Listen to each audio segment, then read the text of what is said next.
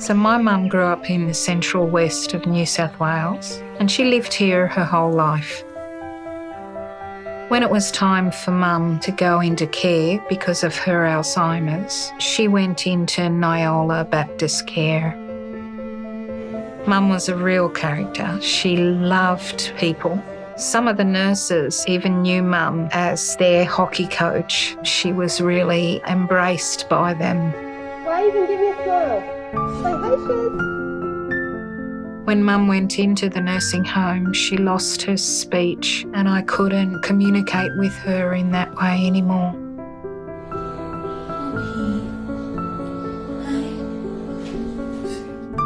The nurses were fantastic, still treating her like a valuable human being.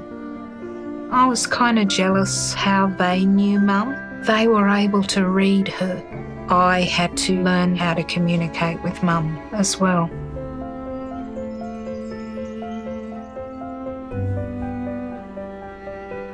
Dad was very guilty about putting Mum into a home.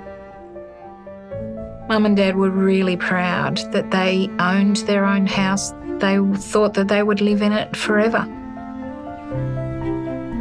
But my sister really tried to work with Dad to say it's not because of Mum's old age, it's because of her dementia.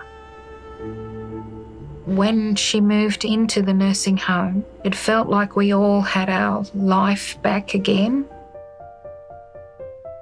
I was adopted when I was 6 weeks old. I went to school and was teased for that. There was a lot of teasing and bullying. I developed learning difficulties. The educational psychologist wanted for Mum to look at sending me to a slow learners school in Sydney. Mum and Dad couldn't afford that, and he said if you relinquish that adoption and make her a ward of the state, then she can go to the slow learners school for free. My mother grabbed my hand and she stood up and she looked that man in the eye and she said, "I don't care how dumb my daughter is. She's my daughter and I'm keeping her."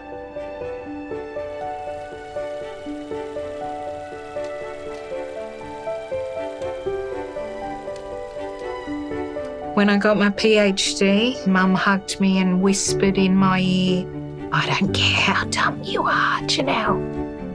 I love you." She knew the fight. She was with me in the fight the whole way through.